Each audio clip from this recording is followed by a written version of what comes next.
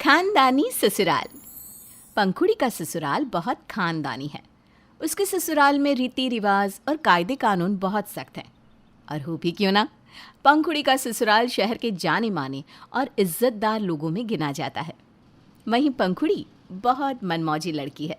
उसे बंधनों में बंद कर रहना बिल्कुल पसंद नहीं। लेकिन उसे क्या पता है कि उसकी शादी ऐसे घर में हो रही है जहां वो अपनी मर्जी से सांस भी नहीं ले सकती। एक दिन पंखुड़ी की सास शोभा ने उससे कहा, बहू, आज हमें एक प्रोग्राम में जाना है, तुम ये साड़ी पहन लेना। लेकिन माँ, ये तो बहुत हैवी साड़ी है। मुझे इतनी हैवी ड्रेस पहनने की आदत नहीं है। बहू, तुम्हें आदत नहीं है तो आदत डाल लो। देखो हमारे खानदान का कितना नाम है, कितनी पहचान है। अगर तुम कोई भी हल्की फुल्की साड़ी पहन लोगी तो कैसे चलेगा? लोग क्या कहेंगे? शोभा के ऐसा कहने के बाद पंखुड़ी को वो साड़ी पहननी पड़ी। हालांकि उसे साड़ी संभालने में बड़ी दिक्कत हो रही थी, लेकिन वो क्या करती। साड़ी के साथ साथ खानदान की इज्जत को भी तो संभालना है। इतनी हैवी साड़ी की वजह से पंखुड़ी ठीक से चल भी नहीं पा रही थी। तभी उसकी सास ने धीरे से उसके कान में कहा, अरे बहू, कैसे चल रही हो? ढंग से चलो, सब देख रहे हैं। माँ जी, इतनी हैवी साड़ी है, अब मुझसे चला भी नहीं जा रहा। अरे थोड़ी देर की ही बात है, ढंग से चलो और होठों पर स्माइल रखो। पंखुड़ी ने अपनी सास की सारी बातें मानी। ऐसे ही एक दिन उसने अपनी सास से कहा, माँ जी, चलिए ना कहीं घूमने चलते हैं, या फिर कहीं शॉपिंग के लिए। नहीं बहू, आज घर पर कुछ गेस्ट आ रहे हैं और वो लोग बहुत ख़ास हैं, इसलिए हमें उनके स्वागत की पूरी तैयारी करनी है और मेहमान नवाजी में कोई भी कमी नहीं छोड़नी। अच्छा, तुम किचन में जाकर देखो क्या बनवाना है। सभी नौकरों से बोल दो कि खाना अच्छा बनना चाहिए। जी माँ जी, मैं देखती हूँ किचन में जाकर। पंखुड़ी किचन में नौकरों से खाना बनवा रही होती है कि तभी वहाँ पर शोभा आकर कहती है, बहू, ये क्या सिंपल खाना बनवा रही हो? अरे हमारे ख़ानदान में मेहमानों के लिए इतना सिंपल खाना नहीं बनता। तुम चाइनीज़ इटालियन फूड भी बनवाओ, और हाँ, बिरयानी ज़रूर बनवाना। शोभा पंखुड़ी को ऑर्डर देकर चली जाती है। पंखुड़ी सभी चीज़ों की तैयारी करके अपने कमरे में जाती है।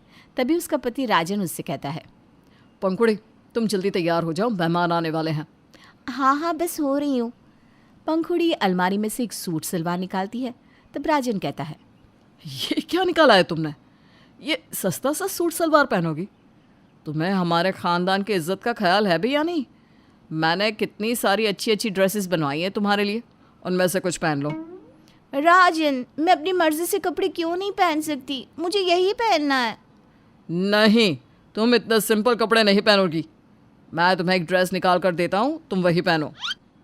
राजन पंखुड़ी को जो कपड़े निकाल कर देता है, पंखुड़ी को ना चाहते हुए भी वही कपड़े पहनने पड़ते हैं। थोड़ी देर बाद मेहमान आ जाते हैं तो सभी बैठकर खाना खा रहे थे। पंखुड़ी हाथ से खाना खा रही थी। तभी राजन उसे टोकता है, ये क्या कर रही हो? खाना खा रही हो? क्यों, क्या हुआ? वो तो मुझे भी दिख रहा है कि खाना खा रही हो, लेकिन हाथ से क्यों खा रही हो? तुम्हें हमारे खानदान की इज्जत का कुछ ख्याल है कि नहीं? राजन, इसमें खानदान की इज्जत कहाँ से बीच में आ गई? अब मैं अपनी मर्जी से खाना भी नहीं खा सकती। तुम अपनी मर्जी से कुछ भी खा सकती हो, लेकिन हाथ से नहीं। स्पून, फॉर्क, नाइफ है ना, उससे खाओ। हाथ से खाने से कितना गंदा लग रहा है। पंखुड़ी को अपने पति की बात अच्छी नहीं लगी और वो बिना खाना खाए वहाँ से चली गई। मेहमानों के जाने के बाद पंखुड़ी के ससुर रघुवीर ने घर में हंगामा मचा दिया। राजन, तेरी बीवी को खानदान की इज्जत का कुछ ख्याल है कि नहीं? इस तरह से मेहमानों के सामने से उठकर जाना कहाँ की तमीज है? ये सुनकर पंखुड़ी तेज आवाज में बोल पड़ी, पिताजी, मैं अपनी मर्जी से अपने तरीके से खाना नहीं खा सकती क्या? बहू, नीचे आवाज में बात कर। हमारे खानदान की मर्यादा का ख्याल कर। हमारे खानदान में कोई भी ऊंची आवाज में बात नहीं करता। पिताजी, मैं परेशान हो गई हूँ आपके खानदान की इज्जत संभालते संभालते। मैं अपनी मर्जी से ना खा सकती हूँ, ना कपड़े पहन सकती हूँ। मैं इस तरह से घुट घुट कर नहीं जी सकती। बहू, शर्म कर ले। अगर लोगों को पता चल गया कि तुम अपने ससुर से इतनी ऊंची आवाज में बात करती हो तो क्या इज्जत रह जाएगी हमारे खानदान की? माँ जी, आपके खानदान की इज्जत बचाने के लिए मेरे पास एक तरीका है। मैं आपके किसी भी मेहमान से ना मिलूं तो? ये घर छोड़कर चली जाऊं तो? राजन पंखुड़ी को कमरे में ले जाता है। उस दिन घर में बहुत लड़ाई हुई और सभी ने पंखुड़ी को बहुत उल्टा सीधा सुनाया। उस दिन पंखुड़ी ने ठान लिया कि वो अब सबको सबक सिखा कर रहेगी।